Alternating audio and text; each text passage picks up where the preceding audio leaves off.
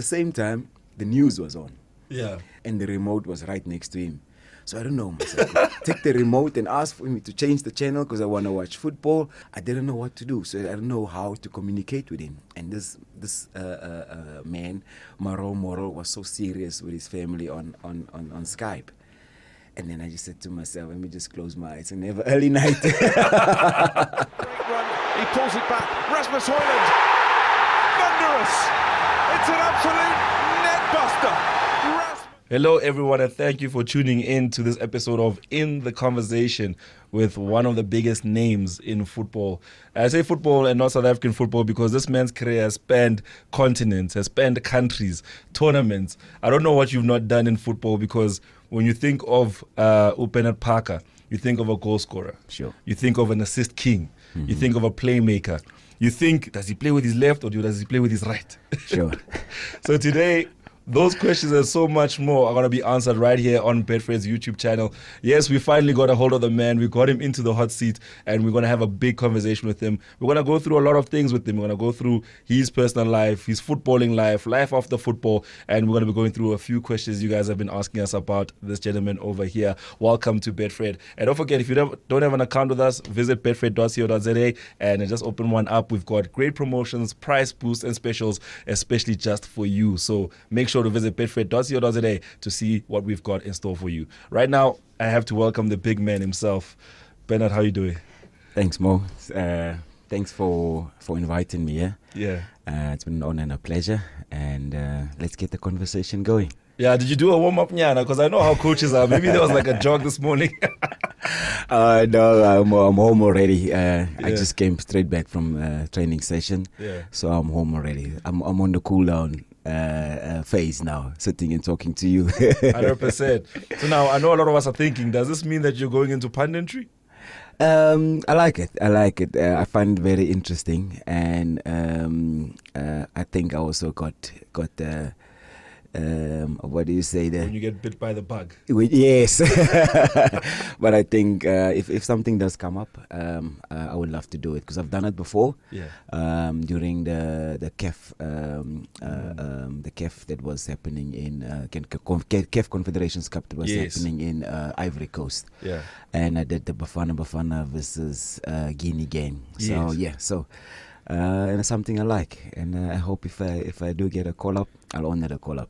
100%. So let's get ready, everybody. This is In Conversation with Betfred, and we've got the man in the hot seat, Benni Parker. You don't want to go anywhere because the conversation is going to be heated. It's going to be hot. If you miss out, you'll catch it there on the reels or the shorts, depending on what platform you're on. This is In Conversation with Betfred.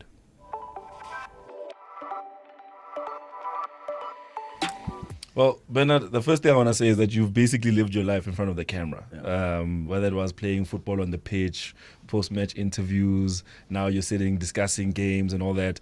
I just want you, just to give us, your reflection. If you were to look at your life as a highlight reel to this point, which moments are standing out the most for you right now when you look back?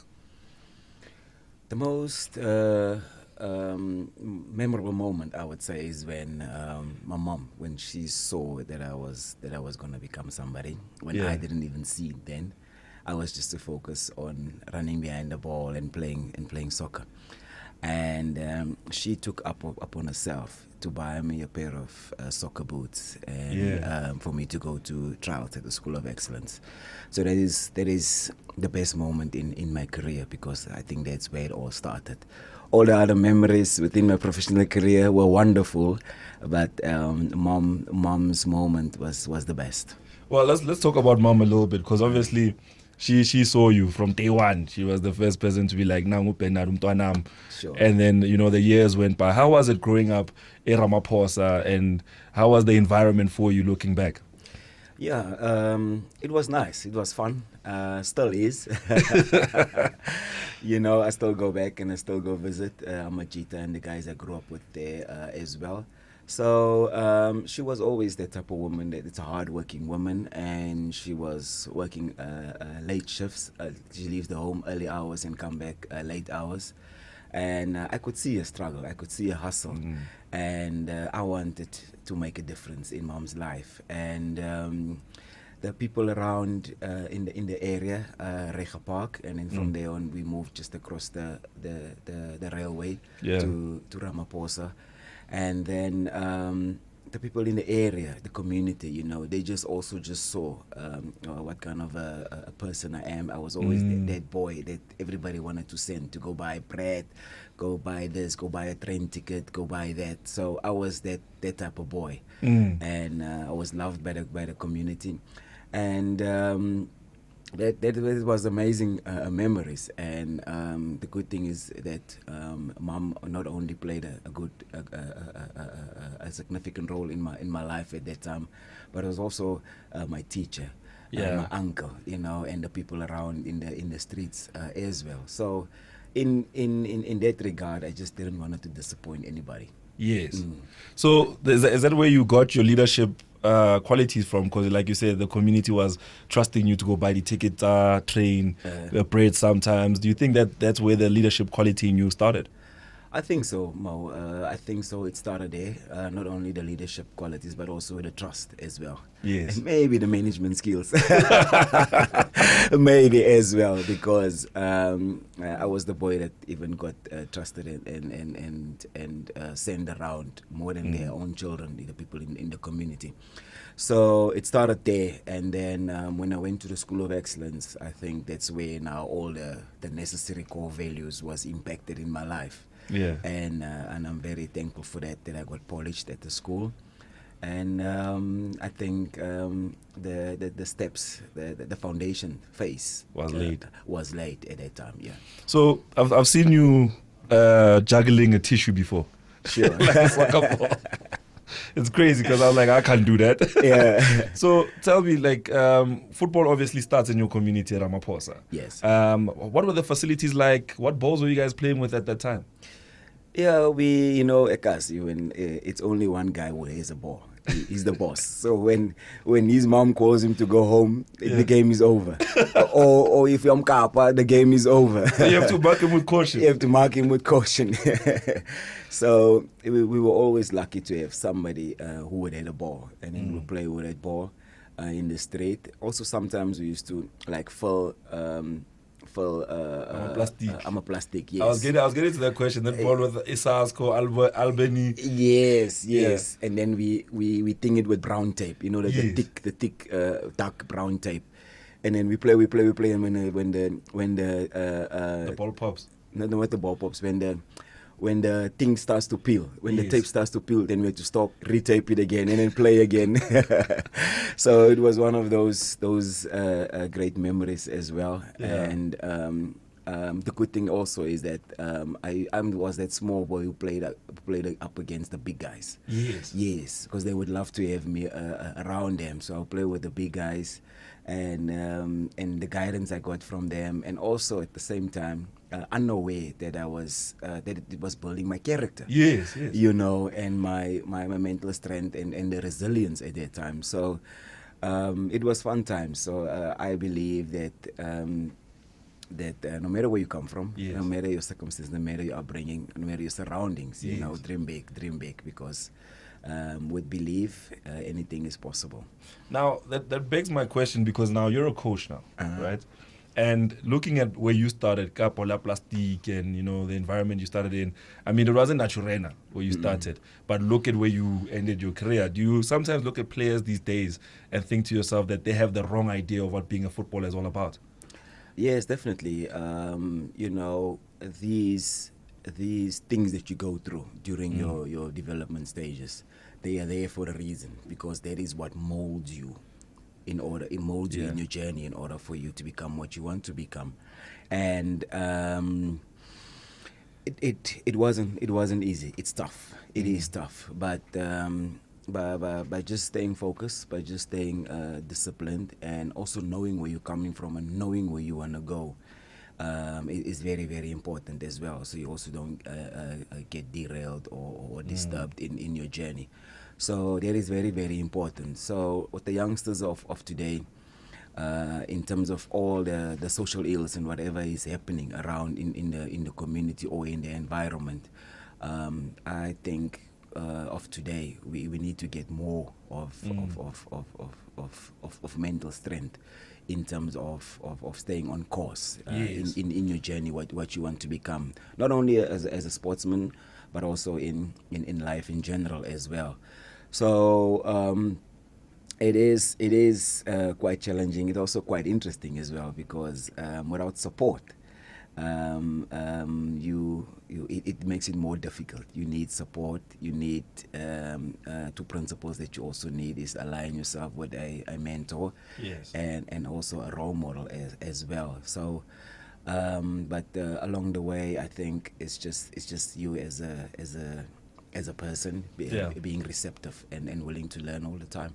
So you spoke now just about mentors. Who are the mentors like throughout your career, especially starting from the school days at School of Excellence and before that, and then also going into your playing days with the big clubs?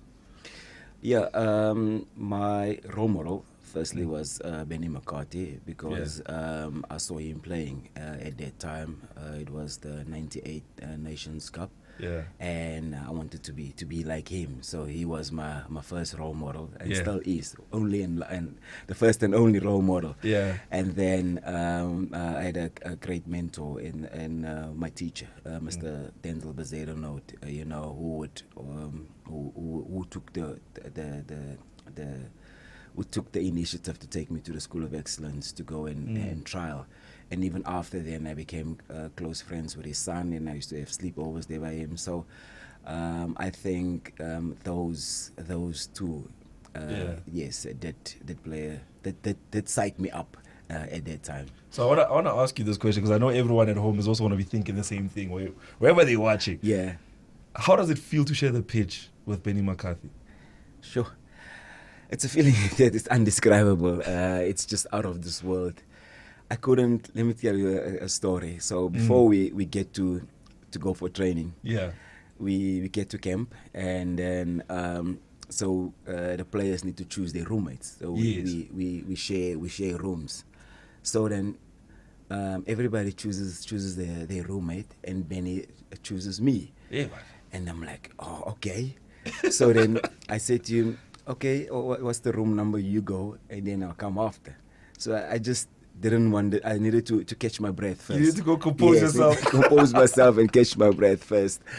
And then later on, we're in the room now. So we're watching TV. He's busy on the Skype, on Skype. That time there was no smartphones. So he was on Skype, Skyping his family back in Spain, and he's speaking Spanish with his family on Skype. Here I am under the blanket. The aircon is blaring cold. I am shivering under the blanket. And I don't know what to do. Must I stand up and put the aircon off? At the same time, the news was on. Yeah. So I don't know if he wanted to catch up on South African news, but the news was on, and the remote was right next to him. So I don't know. Must I take the remote and ask for me to change the channel because I want to watch football, or should I get up and put the aircon off or something? And that was just after dinner. That was about 7:30 or so, just after dinner. I didn't know what to do, so I didn't know how to communicate with him. And this man, my role model, was so serious with his family on Skype. And then I just said to myself, let me just close my eyes and have an early night. Mo, that I will never forget. And then the next day at training, he said to me, it was post training before the match. He said to me, no, tomorrow you're going to take number 17. I said, no, man. No, I'm not going to take. Yes. I said, no, I'm not going to take number 17. He says, you're going to take number 17 tomorrow. So I just brush it off. Yeah. So we start training, we prepare, and then there I'm in the starting lineup. Coach Carlos Pereira said I must start. I'm in the starting lineup. I'm like, no, next to Benni. I'm playing as a 10. Yes. And he's playing as a 9. I'm like, yo, next to Benni, whatever. So the next day I come into the change room, match day, come into the change room. Here's this big jersey here, number 17. Yeah. And then Seiso was our kit manager that time. Seiso says to me, Paka, take 17. Benni said it's fine. I said, no, but this jersey is big. How am I gonna fit into this jersey? How is this jersey gonna fit on me? Because it's big. And then Seiso says, no, speak to Benni. I was like, okay. Then I sat. But now I didn't want to put on the jersey first. So it's still just sitting there? Yes, it's still sitting there. So I'm showing off my six-pack in the change room, and then Benni puts on 32. Yes, I think he put on 32. Yeah. It was tight on him. So I'm checking him out, and I went to him. I said, Benni, you can give me the small jersey. I'll take 17 next time. He says, no, Lighty. No, take 17. So since then, I got the blessings from Benni. Yeah. So he ignited that fire, that dream where I wanted to become like him.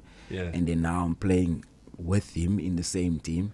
Yeah. You know, and then later on I played against him Yes. when he came back to play for Pirates, and Yes, I played yes. for Chiefs. So it was a dream come true, I would say. Oh, yeah, no, it sounds like a dream come true. I think I should also go get a jersey from Benni.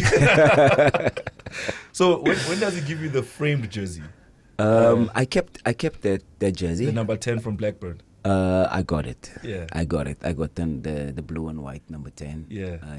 He signed it for me, and he wrote at the back his number. And then he said, best wishes in your career. Yeah, that's what he said. And I framed it, so it's in my house.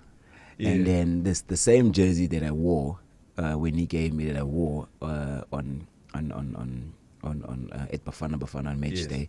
I still wear that jersey sometime. I didn't frame it. I didn't put it away. Yeah. I just wear it sometime just to have that feeling. Yeah. Yeah. No, I'm getting goosebumps. I think we should take a little break. We'll be right back, continuing the conversation with Bernard Parker about his career. Wow, what a beautiful story he's shared with us. Make sure to come back right after this. He pulls it back. Rasmus Højlund. Thunderous. It's an absolute net buster. Right, we're still in conversation with Bernard Parker right here at Betfred. And thank you for choosing us, coming to our YouTube channel. Don't forget to like, share, and comment. The comments are very, very important, because if we do get a hold of him again, we'll be reading out some of your comments to him and seeing what your responses are. So if you have a question, like I have a million questions, you just drop it into the comment section and just say, Benni, Bernard, I need to know. Do people call you Benni also? They do. And is that a nickname that stuck, or is it... because of Bernard, yes, they also just shorten it Benni. So, and also most other people also say that I look like Benni. Yeah, those people. But call them nyam. Right, so if you have any questions, drop it into the comment section. We'd love to hear from you, and let's hear what questions you have for Bernard Parker. So, Bernard, obviously, we continue the conversation. I think one thing that I really wanted to, ask you about, because now it's something that bothers me in South African football. As in South African football. Yeah. We've seen the likes of Benni McCarthy come from here, Sean Bartlett, yourself, great finishers, left, right, header, composure. I've never seen someone have as much composure as you in terms of the modern game in South Africa. Yeah. Why are we not producing finishers like you guys anymore? I think more way it starts off with regards to producing strikers and goalkeepers. Those two are very important roles, positions. Those two starts Ekasi. Most of the time Ekasi we play one pal. Yes. We play one pal, and then there's no goals for you to shoot in, and there's no goalkeeper to dive at. So we play one pal or dustbin to dustbin most of the time. Yes. And we also play short sharp passer. So you also perfect your skill in some kind of way, yes, and your technique. But in terms of the two main things in football, we play football to score. When you score, you win matches. Yes. If you save and you keep a clean sheet, the more chances of you winning. The chances of you winning matches are more. Yeah. So those two critical positions at grassroots level is not being put much attention on. You see, so when we grow up, and then now later on in your development stages, now you're being taught how to shoot the ball, what technique to apply, and stuff like that. And then as a goalkeeper as well, now you've been taught now. Now we start now to realize your attributes, and then now you've been taught now how to conduct yourself, how to save, and also what technique to use as handling technique to use as a goalkeeper as well. So I think it starts there in our South African culture of football. Once we get more of those two positions, to put more emphasis on that, is at school level. I believe at school level, because at school you do your schoolwork, and then immediately you have sports. So there's no longer break in between. We have to go home and then prepare, and then you have to Come back. come back and go to the grounds and then play. So it's immediate transition, where you come from school to the field.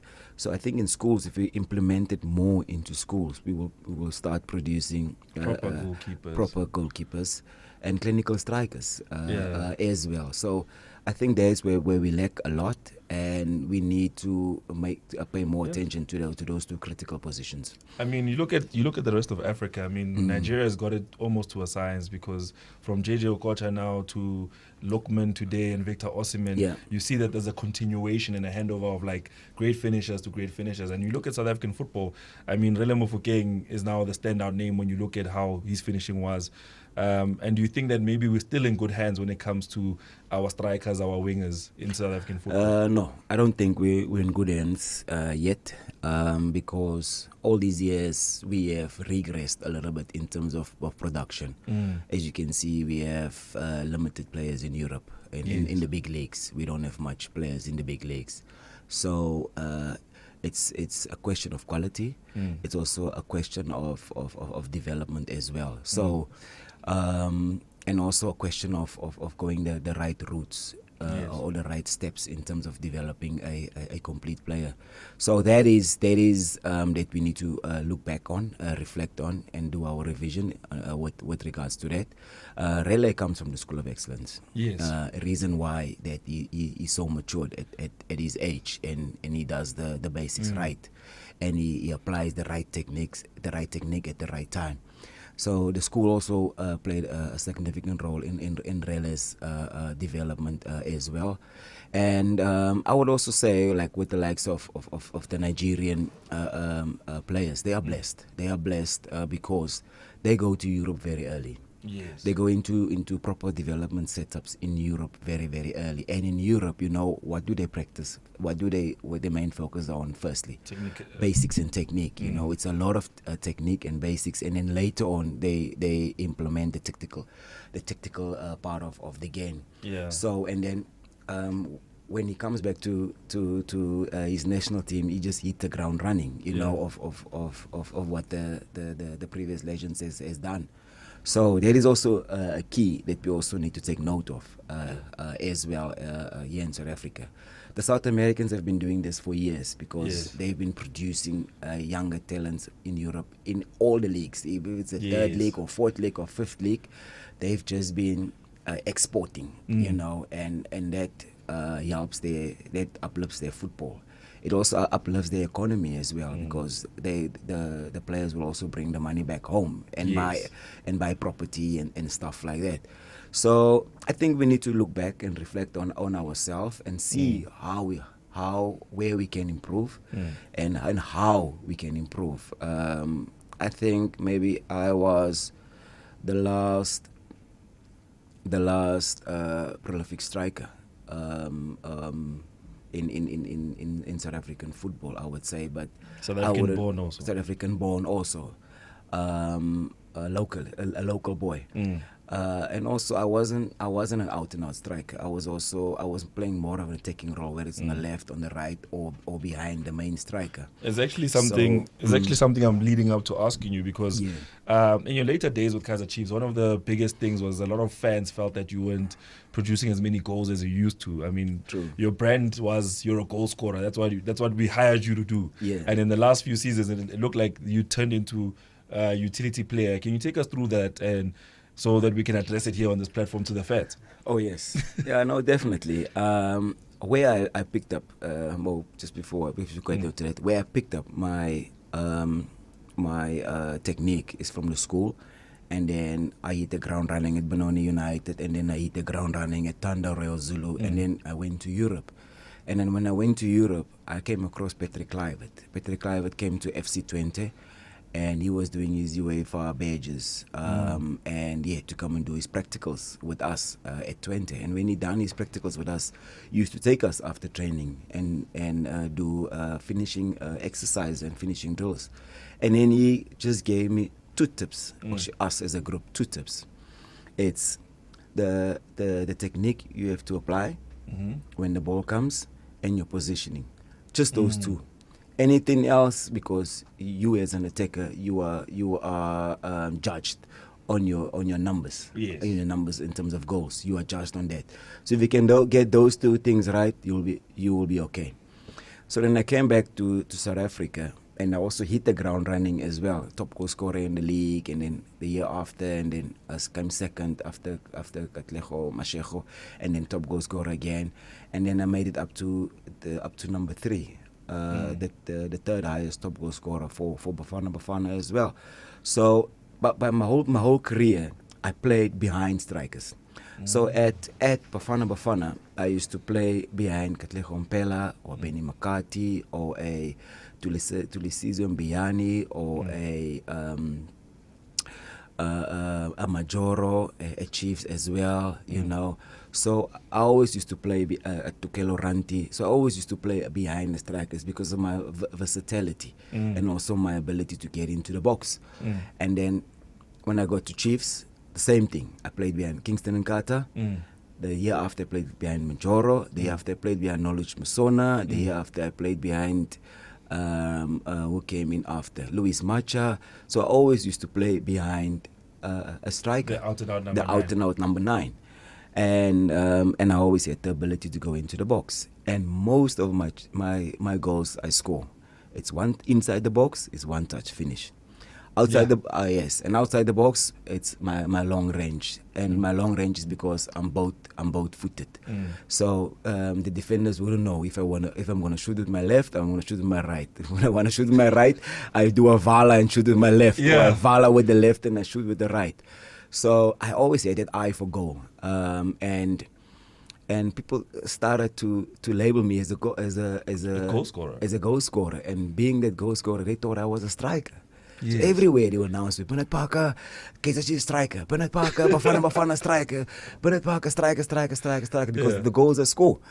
And then later on in my career, I was pushed a little bit back into the midfield to give him a little bit more stability, more leadership, more commanding, and also more of getting to uplift the young players who are coming in the team as well, in the likes of Njabulo Blom and them.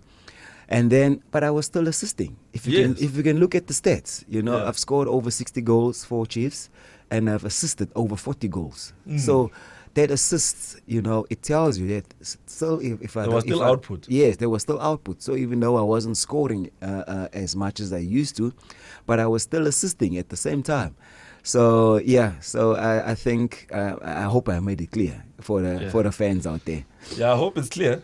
I hope so. I hope it's clear now because I think a lot of people missed that because we or fans of Kaizer Chiefs were always looking to you as an outlet for a very long time to be able to secure the goals for them to win trophies and all of that. And then when that stopped happening in frequency, they started to think maybe there was either something wrong with you or something wrong with the tactics. And I have to talk about your departure from the club, from Kaizer Chiefs. Obviously, it's a question that I know everyone who's watching this is like, when is he asking that question? Yeah. Why did you leave? I didn't leave. The club made a decision that they wanna reshuffle or rebuild. Reshuffle, rebuild. It's a rebuild. Or what? Yeah. If I may say it. Yeah. So they let go a lot of senior players. It was not only me. It was Delino Lagbe. It was Castro. It was Ramatlo Mpahlele. It was Manyama. It was a lot of us that was let go. Senior players, Daniel Cardoso as well, at the same time. And they wanted now to bring a new breed in. But I think the decision that they have made, maybe it was a business decision. You don't know because football is also business-wise. So I don't know if it was a business decision as well. But I would say that it's just that my contract wasn't renewed. My contract came to an end. And for my last 4 years at Kaizer Chiefs, I had 1 year. So I had to took prove you myself. out, yeah. So I had to prove myself every year. And mind you, at that time, the club is going through a trophy drought, through a difficult time. As you can see today, they're also going through a difficult time. Still is going through a difficult time. Yeah. So I always had to prove myself 1 year. And at that time, the coaches are being chopped and changed, you know. Yeah. And then it was Middendorp, then it was Solinas, then it was Coach Kevin Hunt, and then Coach Stuart Baxter came back, you know, and Coach Arthur Zwane took over after that. So within those 4 years with a top and changing of coaches, I still played regularly. And I still played in my deeper position as an 8 or 6. Yes. You know, so that also showed my qualities that the coaches appreciate, and my leadership that I showed within the team. And when the team made that decision, I was like, you know, I just don't want to leave the team. You know, is there any way that I can repay the team back in any sort of position? Because I felt like at that time, you know, I have equipped myself well in terms of my studies. Yeah. And I was about to pursue my KFD license at that time as well. So I wanted to stay within the structures, but unfortunately, the club had other plans, and hence I ended up at TS Galaxy. Yeah. So when that call comes in to go to TS Galaxy, how many more years of your career do you think you still had behind you? I mean, in front of you, I mean. Yeah, I still wanted to go to age 40. Maybe reason why it's because of my fitness. You know, I'm a fit fanatic. You know, I'm a very disciplined guy, and I felt that I can still go until the age of 40. So when I signed at Galaxy, with the blessing of Mr. Tim Sukazi, and I think I brought a lot of value to the club. At that time, and I appreciated the opportunity for the chairman for me to bring so much value to the club. And I played for 2 seasons, and when after the second season, when the chairman approached me, then I within the second season I obtained my KFC license, and the chairman also realized and recognized the qualities I have in a leader, and he said to me he wants to reshuffle the development, and he want me to head the DDC team. With the blessing of Coach Sia Tramovic at that time. So yes, that's what happened at Galaxy. So now we're obviously getting to that part of your journey where you're now with the DDC side and your coaching and development. How's it looking at the moment? What do you think? I mean, if you were to give us a fly on the wall perspective of how it's looking from your perspective with the future of South African football, how would you put it as a coach who's coaching DDC players and who's also looking at development ranks of young players coming up? Yeah, it was very interesting. Interesting. Now this is the first time now more that I see football now from outside of the field. Yes. Remember, I was just inside of the field. I couldn't see things on a broader scope, on a broader lens. Yes. You know, now that I'm outside the field, now I see things on a broader lens. And now as a coach, you also don't follow the ball. The eyes also don't follow the ball. You also have to look at a whole lot of other things as well. You know, you're watching players, you're watching the opponent. Exactly. So all of the dynamics as well that you have to be aware of as a coach. And with so much top talented youngsters, you know, that are coming through week in, week out, it's so sad to see that most of them they just not tactically aware, you know, at this level, because I'm coaching the under 21s. Mind you, the DDC is under 21s. I'm coaching the under 21s. So when you get to DDC level, you should have some sort of. You're basically a professional. You're basically a professional, exactly. So you must at least have some sort of development background. And it's so sad to see that a lot of players just come there, and you know, you hold your head and you're like, but really, what are they doing at your development? You know, what are they doing at this particular place where you come from? And the other thing makes me also fulfilling is that you get to see the qualities, you get to see the talent, and you're like, I know how I can polish this young man. You know how I can polish that young man. But most of all, my most challenging part, Mo, is that the human being. Mm. The human being is the most challenging part, because every player now think they're a superstar. Yes. You know, they think they're superstar, maybe because they follow things online on social The media, Instagrams, the lifestyles. yeah, the lifestyles, the TikToks and stuff like that.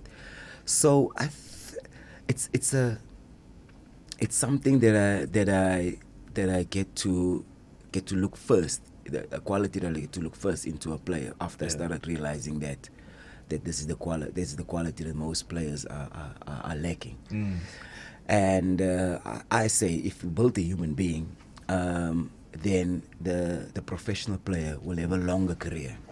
But if we so focus on building the superstar, then the professional won't have a longer career. His career will be cut short, because you haven't prepared the human being, and then when he comes across things within his part, he won't be able to handle it in a professional manner.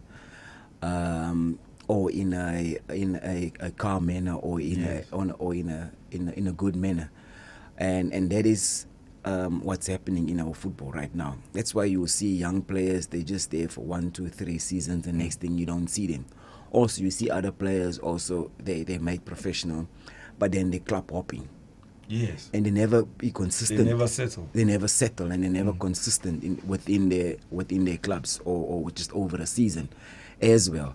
So that is what I, as a coach, first want to see in a professional player, whether it's the boy child or the girl child.